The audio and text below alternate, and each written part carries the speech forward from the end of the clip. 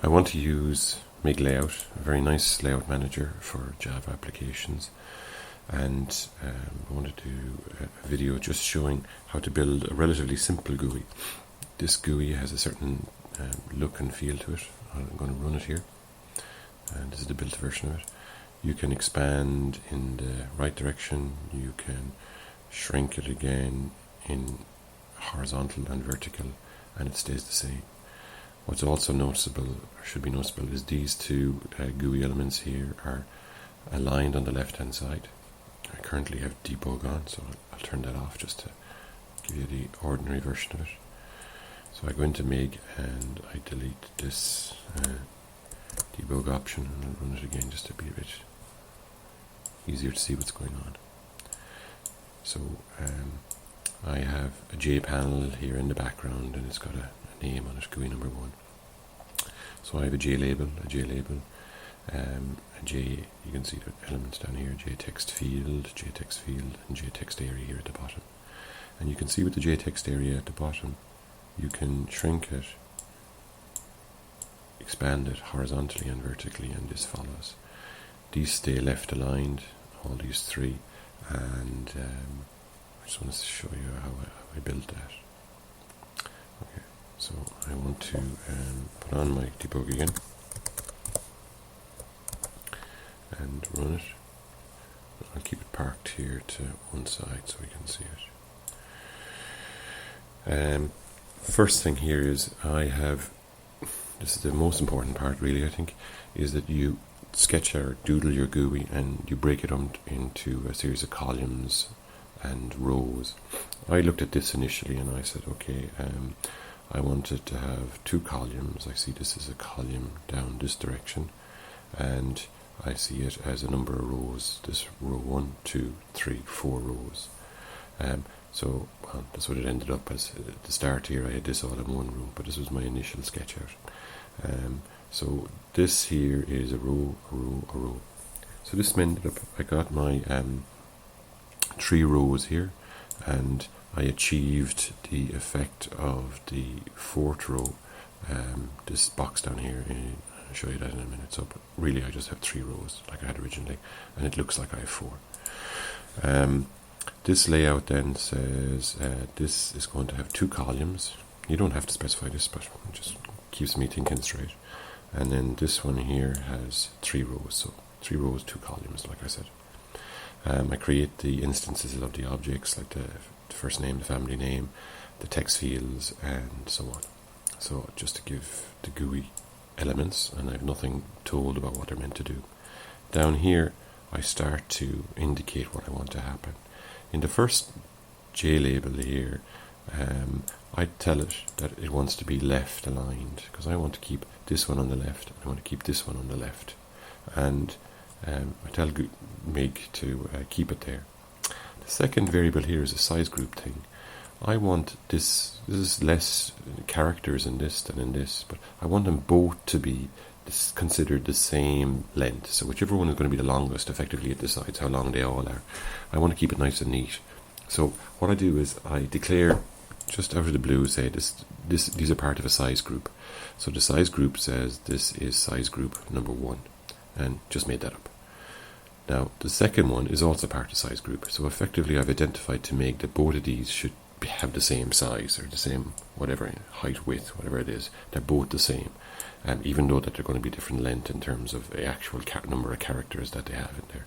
So first name and family name is bigger, you can see it there. So that's a size group, just a label. And then this thing here says split. Split is an interesting one.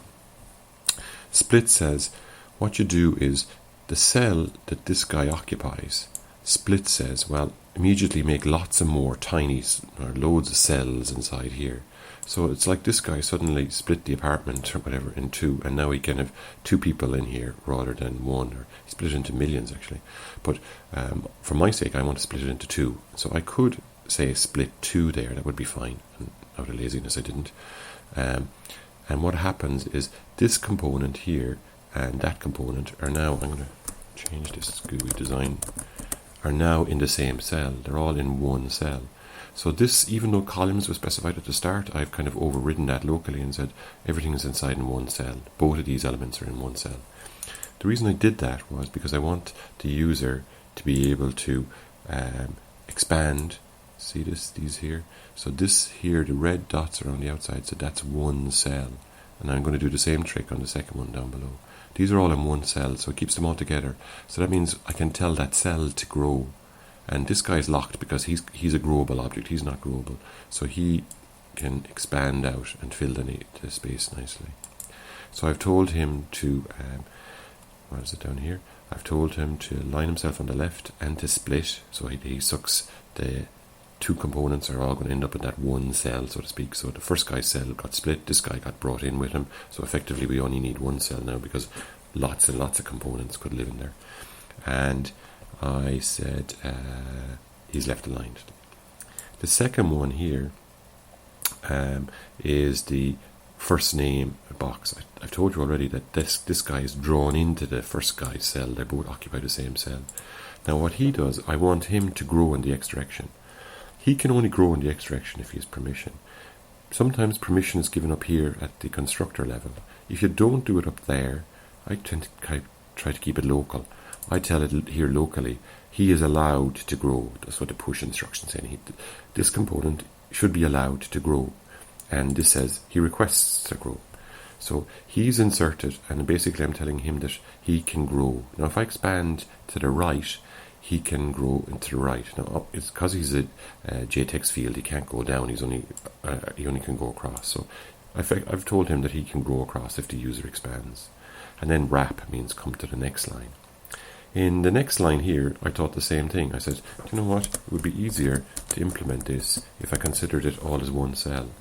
So I've said to him that this guy's cell should be split into an infinite number of cells. Or again, I could have easily just said split 2 if I'd been a bit more careful about it. I've told him that, I've told him to split in 2. I could have told both of those to split in 2. And they're both the same size, so that even though that they're different number of characters, they'll both align up nicely. And I've told him the same thing, that he could grow, and I'm allowing him to grow. And then when he's inserted, it should have a carriage return. So just save that and rerun I'll close this one just to show that it's the same. And you can see it's the same outcome as I had previously, is that both of these are aligned on the left, both of them are in one cell, and both of them only allow this part here to grow because that's the only one that can grow. He can't grow with a J label. So that's the sort of those guys out. The last one then is the details label. So I say, please add the details label, align him on the left, and immediately do a carriage return. So he got that entire, we'll say 2 cells to himself. You can see that he just occupies that, and nobody's in the other half of it. Now I didn't have to do anything extra there because there was only one element. I inserted him. I told him to line him on the left, and immediately I said go to the next row.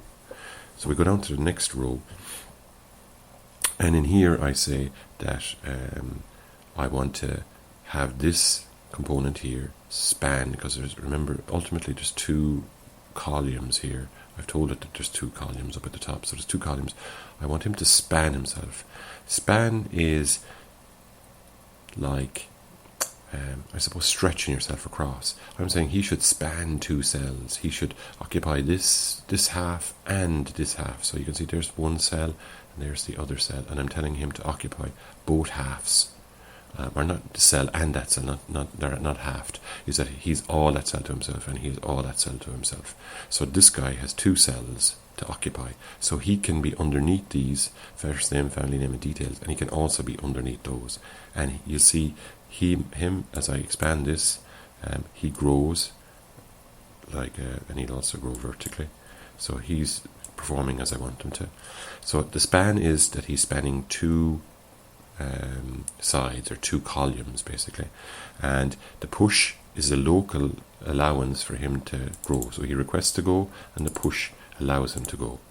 and then wrap, basically finish off. And that's that GUI done in Mig in a couple of statements. That would take forever in some other ones.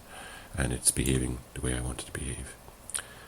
That's the first GUI for MigLayout.